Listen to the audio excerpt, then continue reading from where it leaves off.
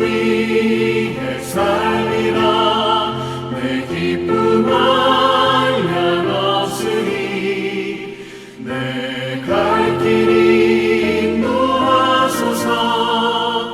내 구주 예수여.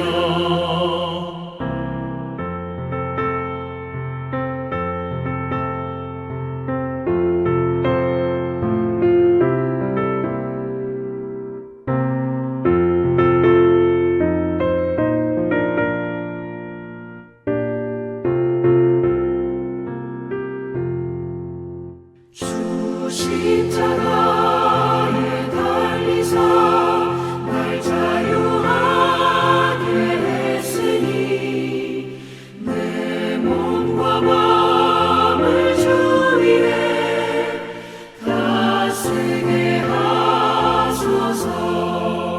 나 구주 위해 살리라. 내 기쁨 한량 없으니 갈 길이 인도하소서. 내 구주 예수여. 아멘.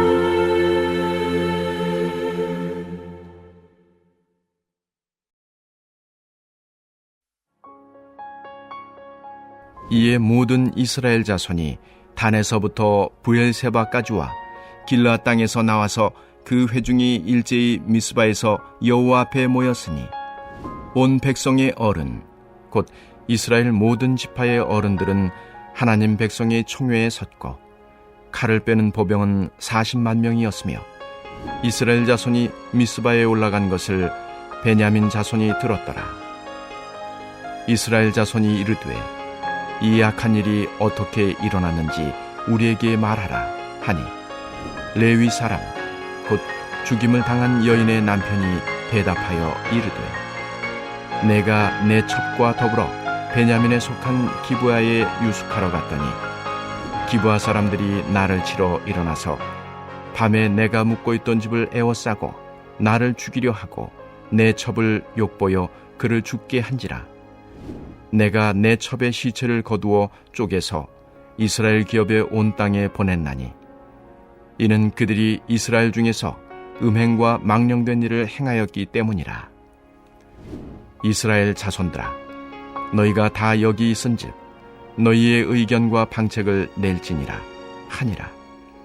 모든 백성이 일제히 일어나 이르되 우리가 한 사람도 자기 장막으로 돌아가지 말며 한 사람도 자기 집으로 들어가지 말고 우리가 이제 기브아 사람에게 이렇게 행하리니 곧 제비를 뽑아서 그들을 치되 우리가 이스라엘 모든 지파 중에서 100명의 10명, 1000명의 100명, 10,000명의 1000명을 뽑아 그 백성을 위하여 양식을 준비하고 그들에게 베냐민의 기브아에 가서 그 무리가 이스라엘 중에서 망령된 일을 행한 대로 징계하게 하리라 하니라.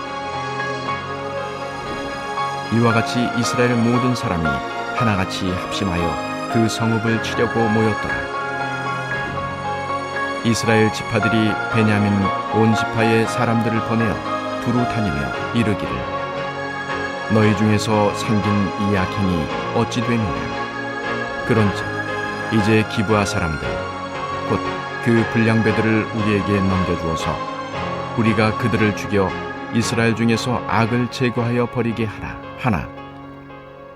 베냐민 자손이 그들의 형제 이스라엘 자손의 말을 듣지 아니하고 도리어 성읍들로부터 기브아에 모이고 나가서 이스라엘 자손과 싸우고자 하니라. 그때에 그 성읍들로부터 나온 베냐민 자손의 수는 칼을 빼는 자가 모두 26,000명이요 그 외에 기브아 주민 중 택한 자가 700명인데 이 모든 백성 중에서 택한 700명은 다 왼손잡이라. 물매로 돌을 던지면 조금도 틀림이 없는 자들이더라. 아멘. 할렐루야. 사랑하는 성도 여러분, 평안하신가요? 오늘도 하나님 주시는 말씀을 통해 복된 삶이 이루어지기를 주님의 이름으로 축원합니다. 사사기 시대의 특징을 한마디로 말하라 하면 사사기 맨 마지막 장 마지막 구절을 꼽죠. 사사기서 21장 25절입니다. 그때에 이스라엘에 왕이 없으므로 사람이 각기 자기의 소견에 옳은 대로 행하였더라.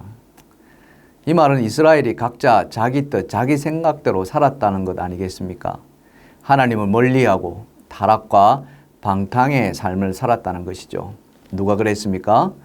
일반 백성에부터 정치, 종교 지도자에 이르기까지 모두 다 그랬다는 것입니다. 오늘 본문의 내용도 보면은 그런 도덕적 타락의 결과가 빚어내는 비극의 서막을 우리에게 보여주고 있습니다. 그 비극이 그냥 비극이 아니라 동족 상잔이라는 끔찍한 일이 벌어지게 되는 것이죠. 도대체 무엇이 이런 비극을 불러일으키게 했을까? 오늘 저와 여러분이 함께 그 비극의 원인과 배경이 무엇인지를 한번 살펴보면서 이 말씀이 우리에게 주고자 하는 교훈과 메시지가 무엇인지 묵상하는 시간이 되었으면 합니다.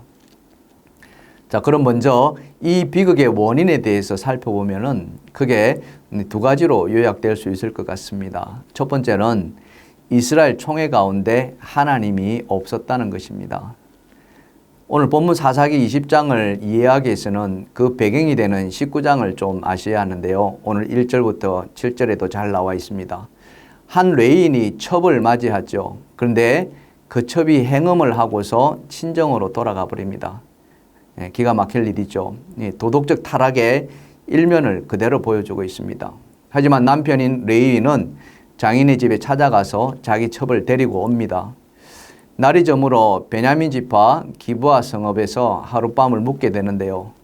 그날 밤 그 첩이 그곳 기브아 사람들에 의해서 집단 성폭행을 당합니다. 그리고는 그만 목숨을 잃고 말죠.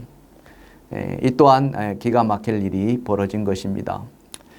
첩의 남편 레위인은 이 참상을 이스라엘 전역에 알리게 되는데요. 그 방법이 또 우리를 경악하게 만듭니다. 죽은 첩의 시신을 12토막을 내서 그것을 12지파에게 다 보낸 것입니다. 이걸 뭘로 어떻게 설명해야 될지 정말 말문이 막히지 않습니까? 아무리 그렇지만 사람을 토막낸다는 것은 있을 수 없지 않겠습니까? 어쨌든 그렇게 해서 보냈는데 이것을 받아본 이스라엘이 뒤집어진 것이죠. 각 지파들이 경악하고 분노하여서 군사를 일으키고 미스바로 모입니다. 그때 모인 군사의 수를 본문에서 이렇게 말씀하는데 보면은 2절에 40만 명이 모였다 이렇게 이야기합니다. 가나안 정착 이후에 이렇게 전 지파의 군사가 한꺼번에 모인 적이 있었느냐 하면은 없었습니다. 그래서 이번 일을 좀 냉정하게 따져볼 필요가 있을 것 같습니다. 지금 이스라엘이 40만 대군을 일으킬 정도로 어떤 절체절명의 위기에 처했느냐 하는 것이죠. 어떻습니까? 그런 전쟁의 위기에 처해 있었습니까? 아닙니다. 성경에도 전쟁을 일으킬 만한 어떤 단서도 없습니다. 이전에 기드온이 사사가 되었을 때 미디안이 쳐들어온 적이 있었습니다. 지금처럼 이스라엘 모든 지파가 들고 일어났느냐? 그렇지 않았습니다. 사사 입다 때에도 암몬이 쳐들어왔을 때도 마찬가지였습니다. 그런데 지금은 어떻습니까? 한 레위인의 첩이 집단으로 욕보임을 당하고 죽은 것이 전부 다인 거예요. 그 죽음으로 인해서 40만 대군이 모여 이스라엘 총회를 열었다? 굉장히 이례적인 일이죠. 이에 대해서 하나님께서 어떤 조치를 취하라고 명령을 내리신 적이 있느냐라고 살펴보면은 오늘 본문 어디에도 하나님의 그런 명령은 없습니다. 그럼에도 이스라엘 전 지파는 미스바에 모였고 여호와 앞에 모여 총회를 열었다고 오늘 본문은 기록하고 있죠. 그게 오늘 본문 1절과 2절입니다. 보시면은 이에 모든 이스라엘 자손이 단에서부터 브엘세바까지와 길르앗 땅에서 나와서 그 회중이 일제히 미스바에서 여호와 앞에 모였으니 온 백성의 어른 곧 이스라엘 모든 지파의 어른들은 하나님 백성의 총회에 있었고 칼을 빼는 보병은 40만 명이었으며 네, 그렇게 총회를 열어 논의한 결론이 무엇입니까? 그게 오늘 본문 8절과 10절인데요. 모든 백성이 일제히 일어나 이르되 우리가 한 사람도 자기 장막으로 돌아가지 말며 한 사람도 자기 집으로 돌아가지 말고 우리가 이제 기브아 사람에게 이렇게 행하리니 곧 제비를 뽑아서 그들을 치되 우리가 이스라엘 모든 지파 중에서 100명의 10명, 1000명의 100명, 10,000명의 1000명을 뽑아 그 백성을 위하여 양식을 준비하고 그들에게 베냐민의 기브에 가서 그 무리가 이스라엘 중에서 망령된 일을 행한 대로 징계하게 하리라 하니라. 아멘. 자, 무엇입니까? 하나같이 징계하자, 보복하자는 것입니다. 여러분, 그런데 이 결정에 대해서 크게 두 가지 문제점이 발견될 수 있습니다. 하나는 조금 전 말씀드린 것처럼 과연 전쟁의 명분이 있었느냐 하는 것이고요. 또 하나는 이런 결정을 내릴 때 하나님의 뜻이 반영되었느냐 하는 것입니다. 어떻습니까? 보복 전쟁의 명분이 충분합니까? 또 그 결정에 하나님의 뜻, 하나님의 명령이 반영되어 있습니까? 없습니다. 전혀 없습니다. 총회에 모여 논의를 했지만 그 과정에서 하나님의 뜻은 전혀 반영되지 않았습니다. 하나님 앞에 모여 총회를 열었지만은 그 총회 가운데 하나님은 계시지 않았다는 것이죠. 이것이 의미하는 바가 무엇이겠습니까? 그것이 바로 각자 자기 소견에 옳은 대로 행했다는 것 아니겠습니까? 하나님의 일로 모였지만 하나님과 무관한 일을 하는 단적인 예를 우리에게 지금 보여주고 있습니다. 이스라엘 백성과 하나님 사이는 어떤 관계입니까? 출애굽하면서 하나님께서 이스라엘 백성에게 뭐라고 말씀하셨느냐 하면은 출애굽 6장 7절에 보시면은 너희를 내 백성으로 삼고 나는 너희의 하나님이 되리니 나는 애굽 사람의 무거운 짐 밑에서 너희를 빼낸 너희 하나님 여호와인 줄 너희가 알지라. 아멘. 너희를 내 백성으로 삼고 나는 너희의 하나님이 되리라. 이 말씀을 하나님께서는요, 기회가 있을 때마다 반복하셨습니다. 왜요? 잊지 말라고 말이죠. 하지만 가나안에 들어간 이스라엘은 시간이 흐르면서 하나님을 잊어버리기 시작했습니다. 가나안에 있는 이방 문화에 젖어들면서 우상을 섬기기 시작했고요. 그리고 자신이 하나님의 백성이라는 정체성마저 잊어버렸던 것입니다. 지금처럼 하나님 백성이 총회로 모인 곳에조차 하나님에게 단 한 번도 묻지 않고 그냥 전쟁, 보복하겠다는 결정을 내린 것이죠. 이것이 무엇을 의미합니까? 바로 서두에 말씀드렸던 각자 자기 소견에 옳은 대로 행했다는 증거인 것이죠. 두 번째로 살펴보고자 하는 내용은 베냐민 지파에 있는 기브아를 징계하기로 결정한 것에 대해서 베냐민 지파의 반응은 과연 어땠느냐 하는 것인데요. 베냐민은 지파 이기주의로 동족 상잔의 비극을 초래하고 맙니다. 미스바 총회에 결정한 것은 사실은 기브아 사람들만 넘겨달라는 것이었어요. 그 내용이 오늘 본문 12절과 13절 상반절에 있는데요. 이스라엘 지파들이 베냐민 온 지파 사람들을 보내어 두루다니며 이르기를 너희 중에서 생긴 이 악행이 어찌됨이냐. 그런즉 이제 기브아 사람들 곧 불량배들을 우리에게 넘겨주어서 우리가 그들을 죽여 이스라엘 중에서 악을 제거하여 버리게 하라. 아멘. 총회의 이런 요구에 베냐민 지파가 그래, 그거 잘못된 거야. 그러면 안 되지. 오케이 하면 됐습니다. 그럼 전쟁이 일어나지 않는 거죠. 그런데 베냐민 지파는 어땠습니까? 거절합니다. 수용하지 않습니다. 오히려 전쟁을 불사하겠다고 말합니다. 본문 14절과 15절입니다. 도리어 성읍들로부터 기브아에 모이고 나가서 이스라엘 자손과 싸우고자 하니라. 그때 그 성읍들로부터 나온 베냐민 자손 수는 칼을 빼는 자가 모두 26,000명이요. 그 외에 기브아 주민 중 택한 자가 700명인데 이게 그럴 일이 아니지 않습니까? 여러분, 군사수를 비교해 봐도 전쟁을 해서는 안 되는 것이었죠. 총회 군사가 얼마입니까? 40만 명이었습니다. 그런데 베냐민은 고작 26,000명에 불과했습니다. 상대가 됩니까? 그렇지 않겠죠. 이거는 어찌 보면은 해보나 마나한 싸움이 될 것입니다. 하면은 뻔히 질 것을 알면서 전쟁을 하겠다고 하거든요. 그렇다면은 베냐민이 이런 결정을 하게 된 의미가 무엇이겠습니까? 그것이 바로 지파 이기주의였다는 겁니다. 지파 이기주의가 전쟁을 불사하게 만든 것이죠. 우리나라 6.25 전쟁을 한번 돌아보십시다. 북쪽의 공산주의자들에 의해서 시작된 전쟁은 말로 다 할 수 없는 고통을 안겨주지 않았습니까? 그 상처는 70년이 지난 지금까지도 계속 이어지고 있습니다. 우리 개인을 돌아봐도 한 부모 밑에 난 형제들이 많이 살습니다. 그러다 보면 서로 다투기도 하죠. 저 역시도 형제가 많은 편이라 어렸을 때 소소하게 다투면서 자랐습니다. 그렇다고 남남처럼 피가 나도록 싸우지는 않았거든요. 왜 그렇습니까? 형제이기 때문에 그렇습니다. 그런데 말이죠. 간혹 형제 간에도 피를 부르면서 싸울 때도 있습니다. 언제 그렇습니까? 주로 돈 문제나 상속 문제와 같은 이권이 걸려 있을 때 그렇습니다. 그래서 사람들은 그러죠. 돈 앞에서는 피도 눈물도 없다라고 말이죠. 지금 베냐민이 그렇다는 것입니다.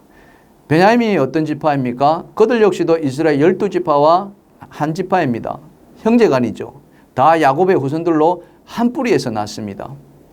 그런데 세월이 지나다 보니까 그런 형제 의식은 사라지고 자기 지파만 눈에 들어오는 거예요.